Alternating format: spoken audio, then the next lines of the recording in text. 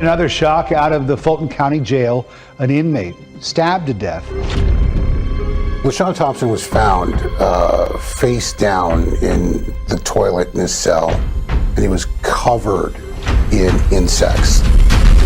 The 8th victim, Sam Lawrence, who wrote a letter asking for help just 4 days before his death. His last words was, "Get help, please." And now the Justice Department is launching an investigation. It will cost roughly $40 million per year to move roughly 1,000 inmates out of the region and out of the state. I got a detainee that wants to talk to you all. I had knives put to my throat, and I had to call my mom telling them, please wire somebody some money or I'm gonna be killed. Those inmates are not props. They are people. Let's stop playing politics while folks are dying. Take a look. Here are the faces of the 10 people who died in the county's custody. Attorneys comparing the jail to Gitmo, the infamous Guantanamo Bay detention camp in Cuba.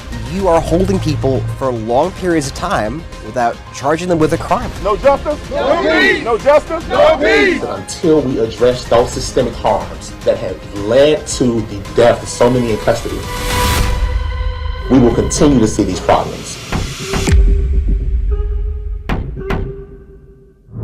Welcome to Behind the Investigation. I'm Atlanta News First Chief Investigator Brendan Keefe, and I'm joined by Investigator Andy Pierrotti. You just saw a teaser of what we're calling Georgia's Gitmo, an extraordinary series of investigative reports focusing not really just on the jail in Fulton County, but also the system that allows all of this to happen. First off, Andy, where did you get the idea for this story, and why is it so important to you?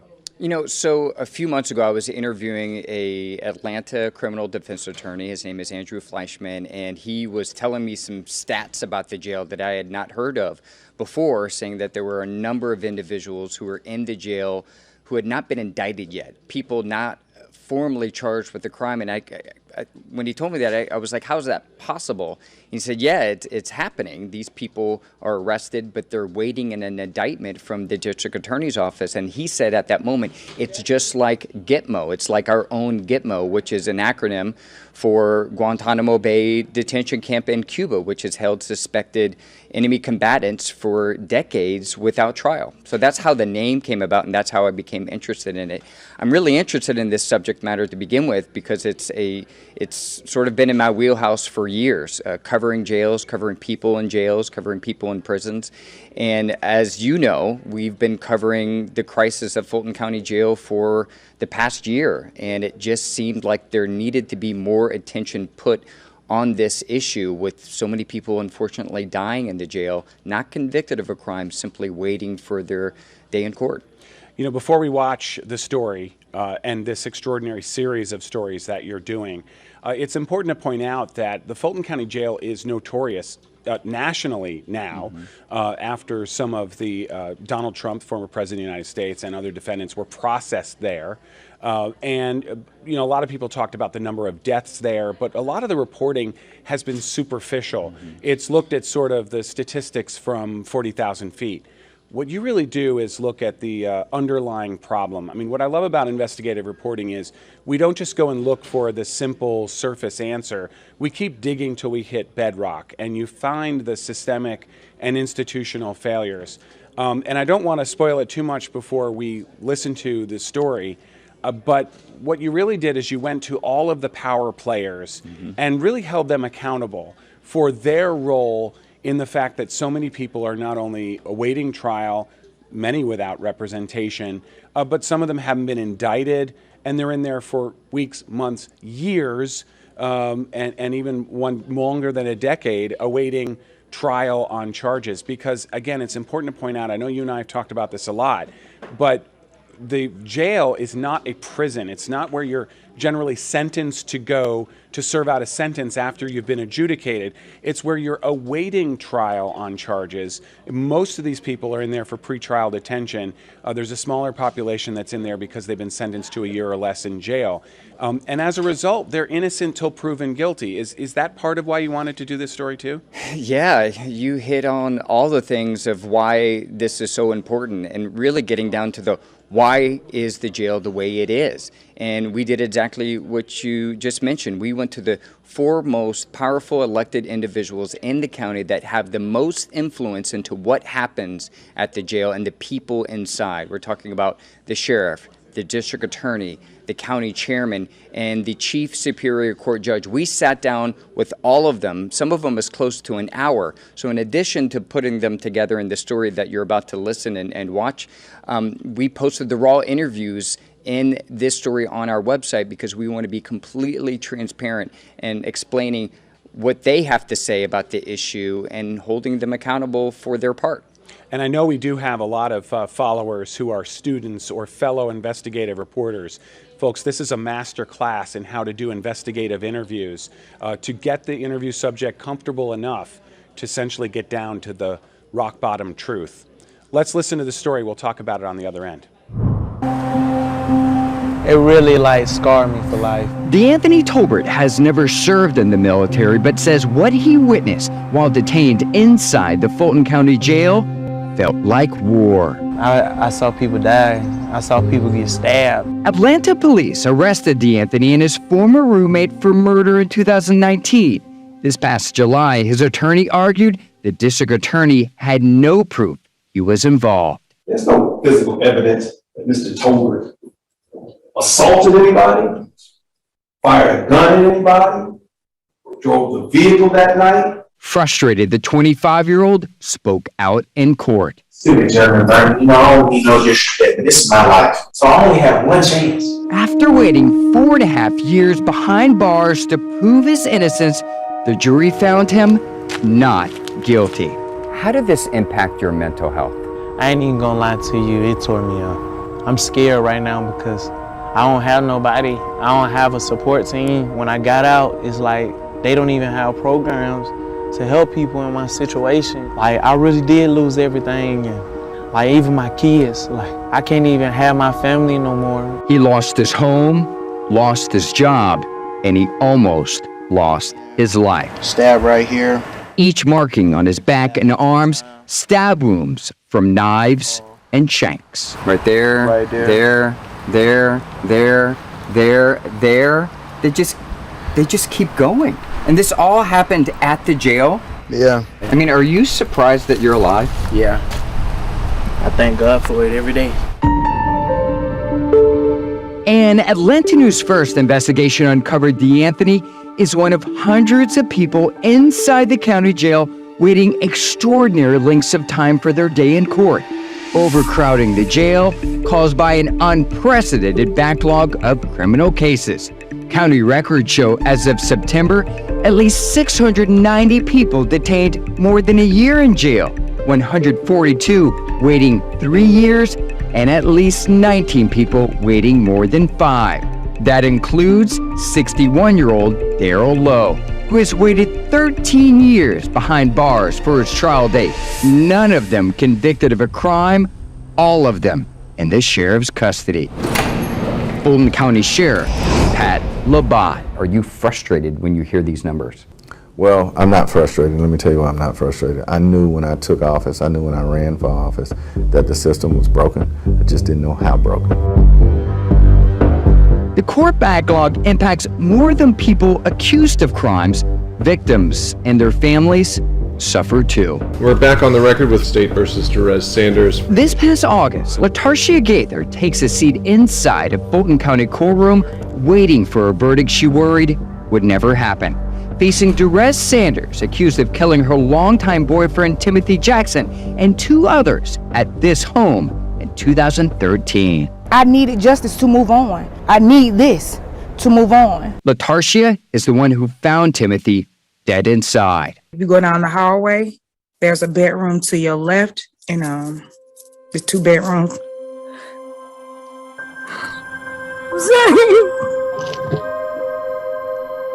I wouldn't wish that on my worst enemy. Finding somebody that you love and care about with their head blown off like that took a lot from me. It destroyed me. A jury found Jerez guilty of murder, but he sat in Fulton County's jail for nearly 10 years until his trial. I felt like my life was on hold like I couldn't move on because I needed closure from this. Was your jail ever intended to house someone 10 years waiting for trial? Well, the direct answer is no. We were never intended as a penitentiary or as a state prison. It is a pretrial facility. The sheriff says when the jail was built in 1989, it was almost immediately over capacity. Sections of it are now falling apart. Labata's calling for a new, bigger detention center focused on mental health services. Estimated cost to taxpayers, more than $1 billion. But if the backlog is not addressed, is not fixed, what will new jail do? Would it even matter? Well, certainly it matters, and we've advocated for a replacement jail. This jail is, when you look at your home, you look at a single family home that was built to house a single family, and then the day it was open, you have multiple families in that home. The pipes weren't rated for that. The lighting wasn't rated for that. The walls weren't rated for that. And that's what has occurred here. Sheriff Labat says his office is caught between the district attorney's office and judges, waiting for them to move cases along, while his jail and the people inside suffer the consequences. I think there's enough blame to go around. I can tell you who's not to blame. Not to blame is the sheriff's office. Enter Fulton County District Attorney Bonnie Willis, who took office in January 2021. What they would like to do is to paint a scapegoat for inaction that they've taken. It is unconscionable the way that our jail is. They've known our jail is in that state. People need to be in safe conditions. But does the DA's office contribute to the problem? According to records from the county clerk's office this past summer, there were 1,232 people inside the jail who have yet to be indicted, about 60 of them waiting more than a year. People not formally charged with the crime waiting for District Attorney Bonnie Willis's office to take the case through a grand jury to determine charges, while they sit behind bars. People need to be timely indicted, timely tried, and given the opportunity to force the state to prove its case. Atlanta criminal defense attorney Andrew Fleischman criticized the DA on Twitter earlier this year, writing, "Willis has been keeping people in jail without trial or even indictment for years. Wright Street has become our very own Gitmo." Fleischman comparing the county jail to the Guantanamo Bay detention camp in Cuba, which has held suspected 9/11 terrorists without trial for decades. You are holding people for long periods of time without charging them with a crime or giving them due process. And that's exactly what happened at Gitmo. That in particular should be a high-level point of frustration. This past September, Fulton County Commissioner Bob Ellis raised the issue during a meeting, upset more progress had not been made after allocating $75 million in federal pandemic aid to address it. I think collectively, everybody's pissed at the quality, the level of results. What's your reaction to that? That Commissioner Ellis is not a supporter of criminal justice, is ignorant, doesn't know what he's talking about most days, is just not really trying to make himself informed of the issues or the progress. Commissioners have tried to paint this picture that somehow incarceration and indictment tie hand in hand, and they don't. People arrested for felonies are entitled to be released on bond after 90 days, but that's not a guaranteed get-out-of-jail-free card. If they are not indicted by that time, it means a Superior Court judge likely determined they were a flight or security risk at their initial bond appearance, not eligible for a bond due to an unrelated pending charge, or they couldn't afford to post bail to be released. The other thing is, in the old administration, they would take whatever the police faxed over and they would simply indict. There was no investigation did. We changed completely the way we did business, meaning that prior to someone being indicted, we had to actually have the evidence. That sounds novice to people, but they were not doing that. So what about people waiting years in the jail for their trial dates, specifically the 19 who have waited longer than 5 years? Why is it taking so long to get to trial? So your information also is not complete, but you could have easily pulled it. All, not some, 100% of them have competency issues. They are certainly in custody, but they are in custody at Georgia Regional. Georgia Regional is the state mental health hospital the county uses to treat inmates with mental illness. District Attorney Willis says her office can't prosecute someone until a doctor determines they are competent to stand trial. Until then, some go back and forth from the jail to Georgia Regional for treatment. Atlanta News First uncovered 7 of the 19 waiting 5 years behind bars have never been to the hospital, all stuck in legal limbo. When you have people that are so severely mentally ill, extremely violent, not someone you want on the street, not someone your neighbor wants on the street. While Willis says her office has made strides reducing the court backlog, it continues to grow. So far this year, pending criminal cases spiked to 23,000, a 28% increase since December. The DA says she needs more staff to tackle it. I'm also not going to apologize for saying this office needs adequate resources. We need more investigators and more lawyers and legal support staff that can support them. Coming up, Fulton County's chief judge responds to criticism he's not doing enough to address the problem. Plus, why the head of the county's commission blames the public for the jail's failures. The voters are at fault in all of this from my perspective. It's your fault.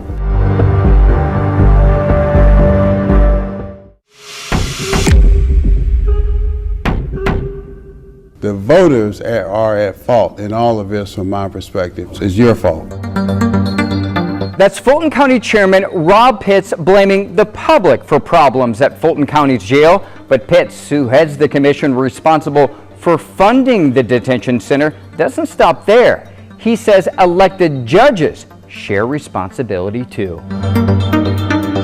I'm hoping that we will have this same lively debate when we get to the money part of this meeting today. The head of Fulton County's commission, Chairman Rob Pitts, says he's tired of allocating millions of tax dollars to address problems at the jail without getting better results. Despite deteriorating conditions while over capacity for decades.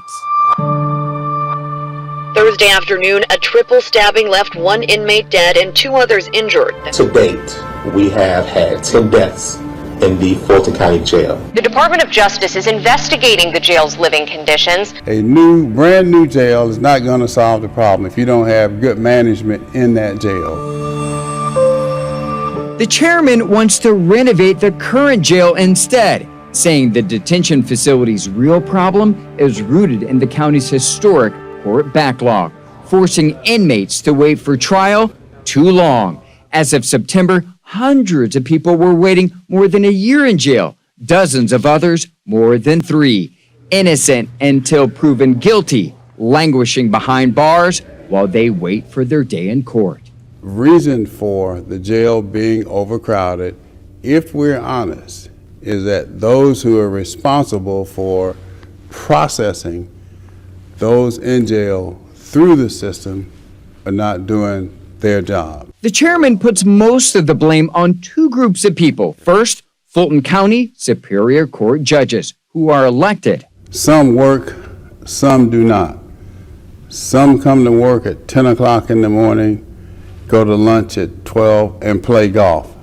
We monitor this. The judges who are working come to my office and tell me which ones are working, which ones are not working. So which judges are we talking about? Well, I can give you a list of them. Each month, the county publishes this chart on its website, identifying how many inmates in the jail are assigned to each judge. As of late August, at least 9 of the judges were juggling more than 100 defendants in the jail. I propose, let's take an ad in the AJC on a weekly basis, a full-page ad, and list what judges are working and which ones are not. The second set of people Chairman Pitts blames for the jail's crisis, the public. The voters are at fault in all of this from my perspective for electing and re-electing the same people. If you get these same results, it's your fault. That might be a hard pill to swallow for viewers and the public thinking, well, we expect you to do better. Don't blame us for simply trusting you to do the job. Not the Board of Commissioners. We don't run the jail. We don't indict people. We don't charge people. None of that. We're trying to solve a problem by providing the resources, which we have been very generous with. Up next, a prediction about the jail's future from the county's top judge and his response to the chairman's criticism. This particular issue of overcrowding in the jail is a collaborative effort.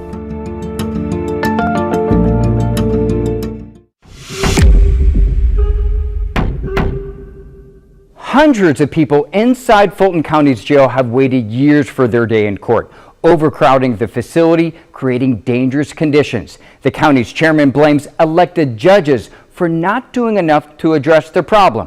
We sat down with the court's chief judge to get answers.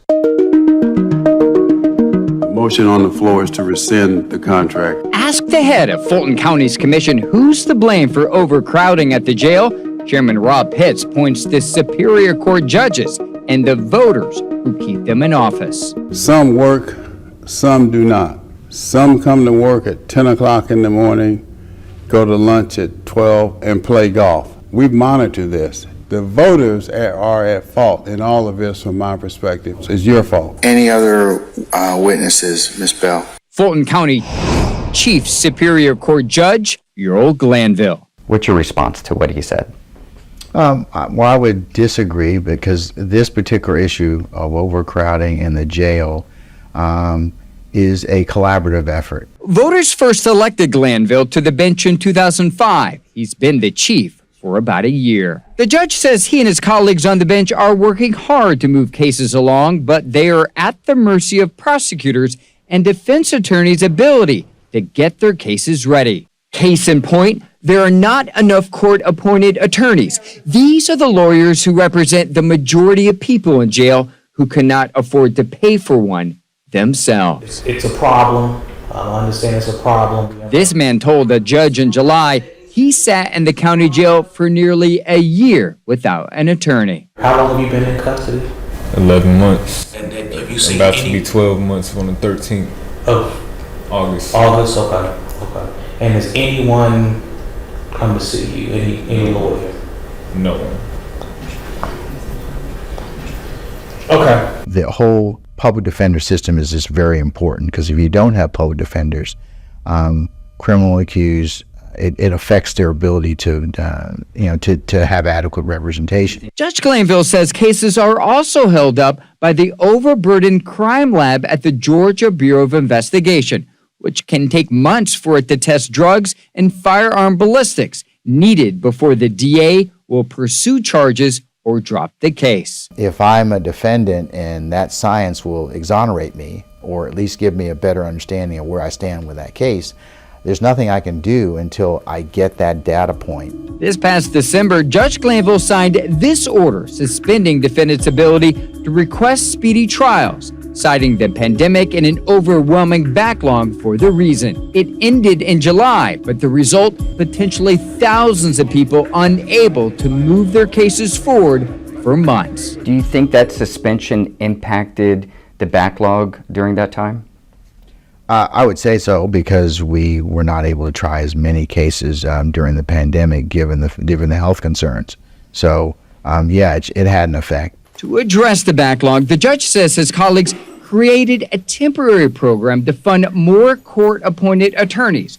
They're also holding court inside the jail on Saturdays, but they need the commission to fund more judge positions. A year from now, what do you think the numbers will be, or what do you think the conversation will be? The conversation will be that these numbers will continue to decrease. We're constitutionally mandated to give you time and opportunity to have your case heard, either before a judge or jury, and that's what we're going to continue to do.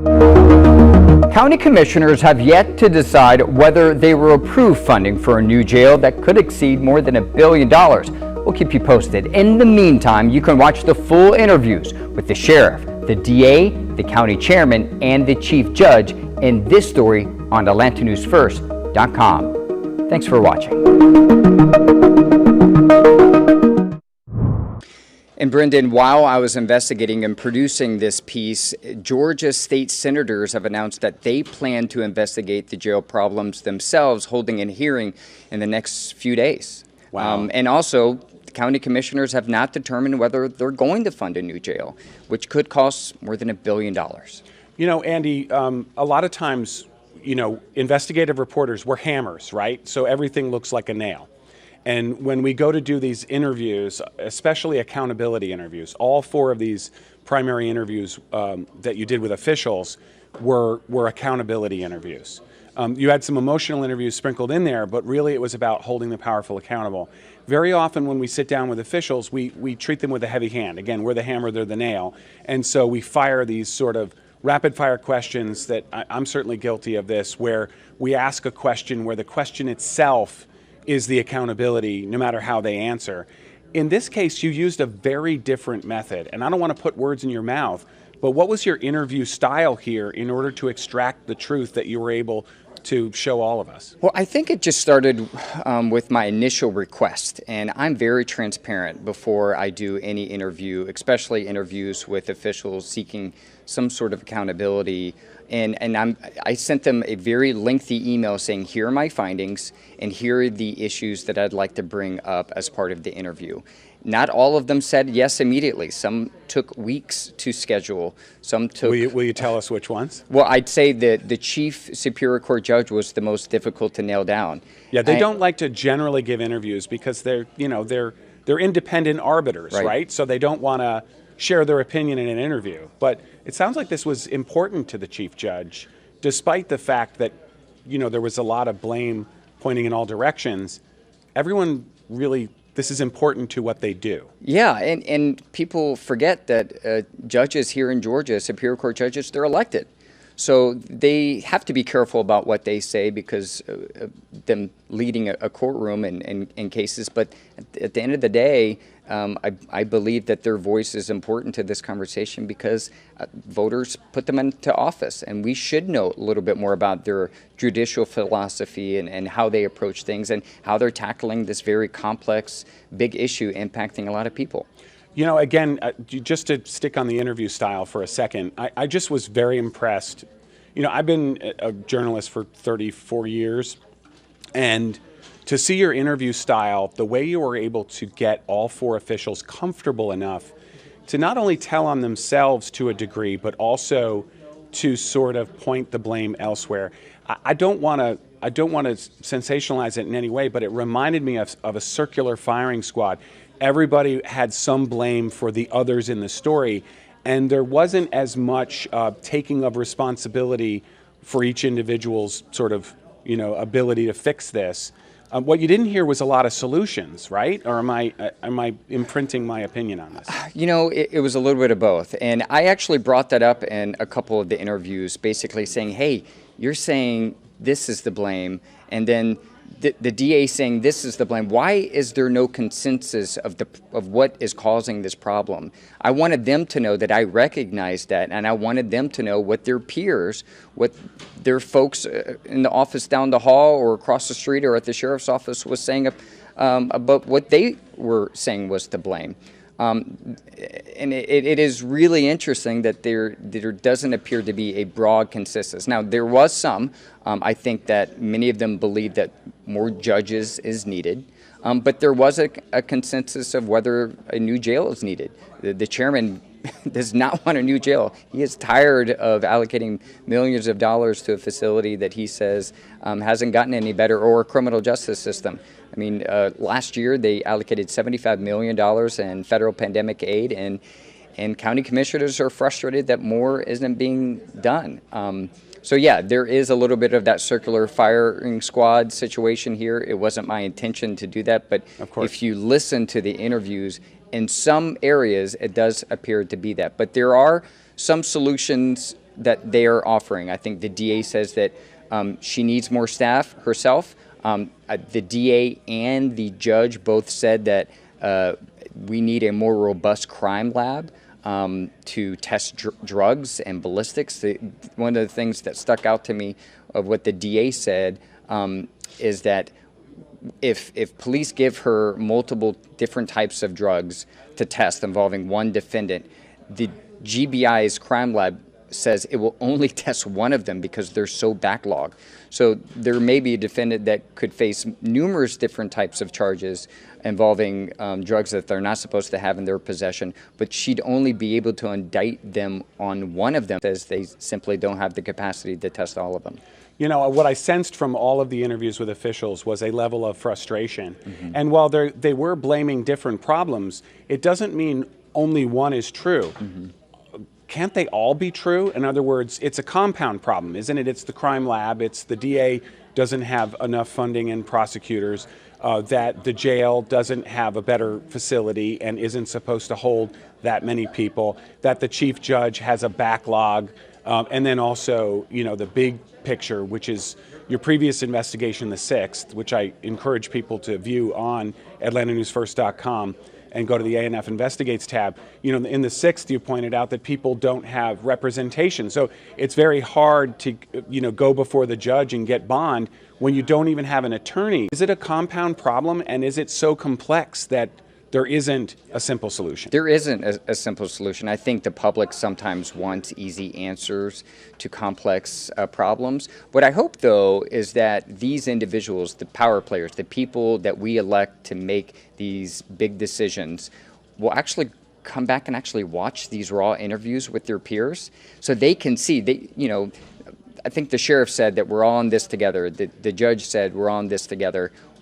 I don't get the sense that maybe they're communicating as often as we think they are. Maybe they are. But here's an opportunity that each one of them can go back and look and watch these interviews of each other to really figure out what their level of frustration is, why they're frustrated, what they need in order to get the job done. So maybe we'll see. And I'm hoping, again, the state senators that are investigating this, that are holding a hearing, I hope they do the same, that this project that we're doing could really be beneficial into narrowing down exactly what is needed to address this problem. You know, and I encourage people right now to go to AtlantaNewsFirst.com, go to the ANF Investigates tab, and look for the Georgia's Gitmo story. It's also, of course, on our Atlanta News First YouTube page as well. But these YouTube interviews are actually embedded into the story, and you should watch them because there's so much more there. As long as this story was, it's almost a teaser for the much, much deeper investigation that you've done. I do want to ask you one more question, Annie, and that is, did anything surprise you? And let me back up and say that when we're doing these interviews, I don't know about you, but I kind of feel like a proxy either for the viewer or sometimes for those who are the voiceless or whose voices need to be amplified, that I'm sort of representing them while I'm doing the interview.